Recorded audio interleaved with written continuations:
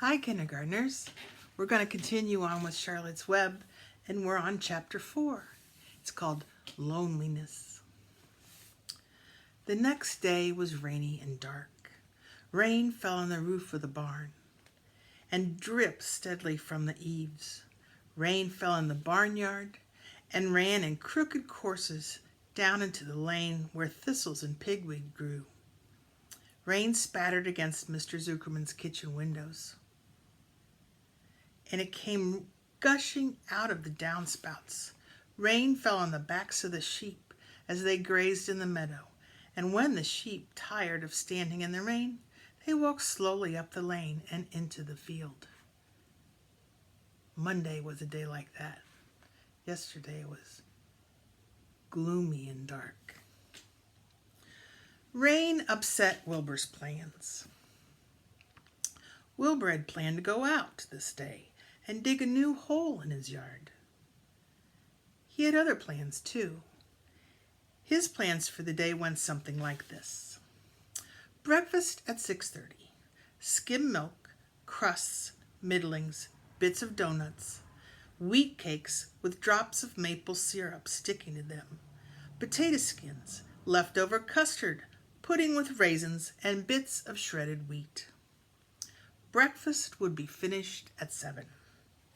From 7 till 8, Wilbur planned to have a talk with Templeton, the rat that lived under his trough.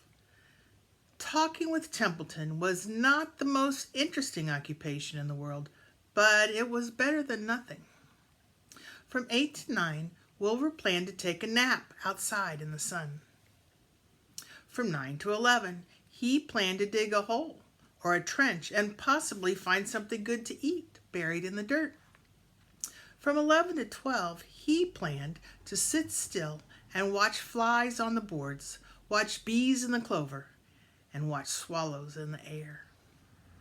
12 o'clock, lunchtime, middlings, warm water, apple parings, meat gravy, carrot scrapings, meat scraps, stale hominy, and the wrapper off a package of cheese. Lunch would be over at 1. From 1 to 2, Wilbur planned to sleep. From 2 to 3, he planned to scratch itchy places by rubbing against the fence. From 3 to 4, he planned to stand perfectly still and think of what it was like to be alive and to wait for Fern. At 4 would come supper. Skim milk, provender, leftover sandwich from Lurvy's lunchbox, prune skins, a morsel of this and a bit of that, fried potatoes, marmalade drippings, and a little more of this and a little more of that, and a piece of baked apple and a scrap of upside-down cake. Wilbur had gone to sleep, thinking about these plans, and he woke up at 6 and saw the rain, and it seemed as if he couldn't bear it. I get everything all beautifully planned out, and it has to go in rain, he said. For a while, he stood gloomily indoors, and then he walked to the door and he looked out. Drops of rain struck his face. His yard was cold and wet.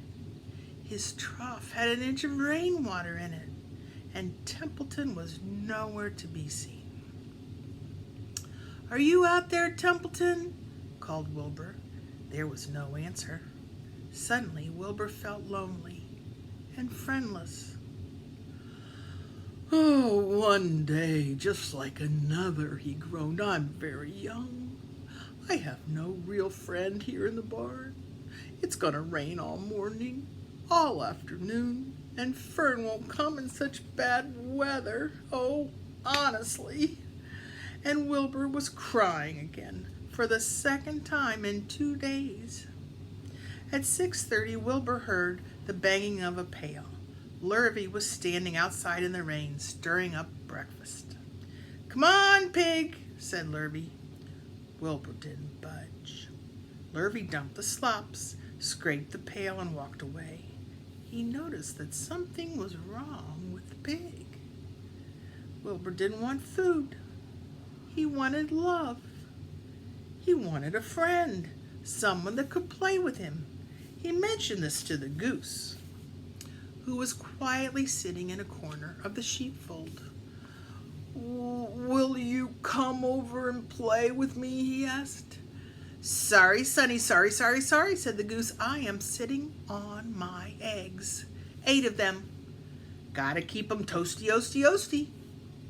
I have to stay right here. I am no flibberty, ibberty, gibbet. I do not play when there are eggs to hatch. I am expecting goslings." "Well, I didn't think you were expecting woodpeckers," said Wilbur bitterly. Wilbur tried next one of the lambs.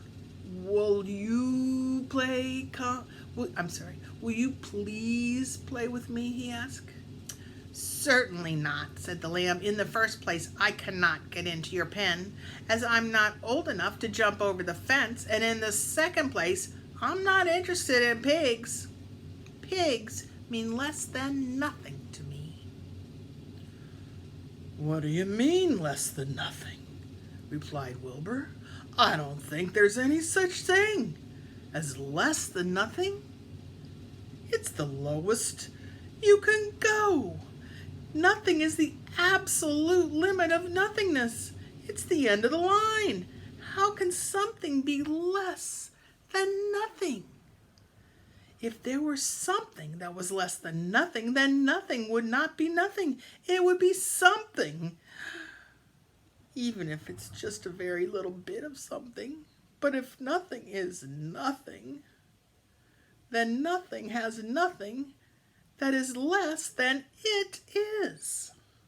"Oh, be quiet," said the lamb. "Go play by yourself. I don't play with pigs." Sadly, Wilbur lay down. He listened to the rain, and soon he saw the rat climbing down a slanting board that he used as a stairway. "Will you play with me, Templeton?" asked Wilbur. "Play?" said Templeton, twirling his whiskers. "Play? I hardly know the meaning of the word." "Well," said Wilbur, "it means have fun, to frolic, to run and skip and make merry."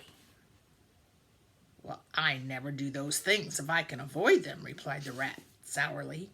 "I prefer to spend my time eating, gnawing, spying, hiding. I am a glutton, but not a merrymaker. Right now, I am on my way to your trough to eat your breakfast, since you haven't got sense enough to eat it yourself." And Templeton the rat crept stealthily along the wall and disappeared into a private tunnel that he had dug between the door and the trough in Wilbur's yard. Templeton was a crafty rat, and he had things pretty much his own way. The tunnel was an example of his skill and cunning. The tunnel enabled him to get from the barn to his hiding place under the pig trough without coming out in the open. He had tunnels and runways all over Mr. Zuckerman's farm, and he could get from one place to another without being seen. Usually, he slept during the daytime, and he was abroad only after dark. Wilbur watched him disappear into his tunnel. In a moment, he saw the rat's sharp nose poke out from underneath the wooden trough. Cautiously, Templeton pulled himself up over the edge of the trough. This time was almost more than Wilbur could stand. On this dreary, rainy day, to see his breakfast being eaten by somebody else. He knew Templeton was getting soaked out there in the pouring rain, but even that didn't comfort him.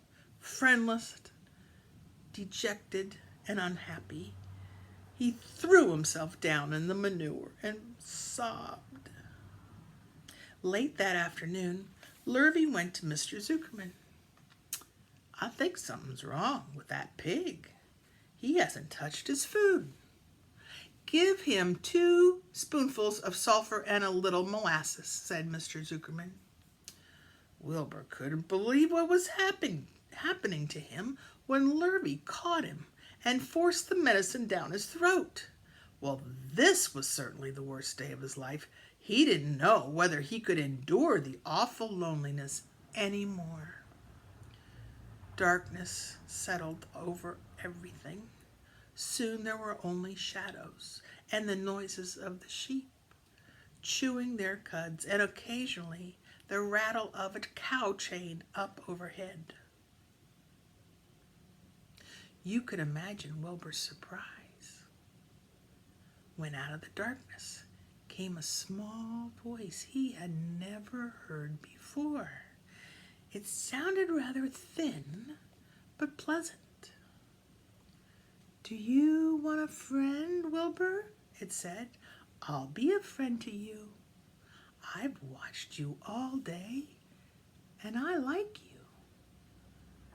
But I can't see you, said Wilbur, jumping to his feet. Where are you?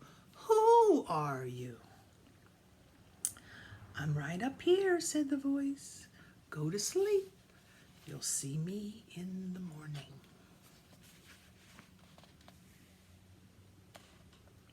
And there's Wilbur, sobbing his little heart out. He's really feeling down. I'll stop there, my friends, and tomorrow we will read a chapter 5, and guess what? It's called Charlotte. Bye.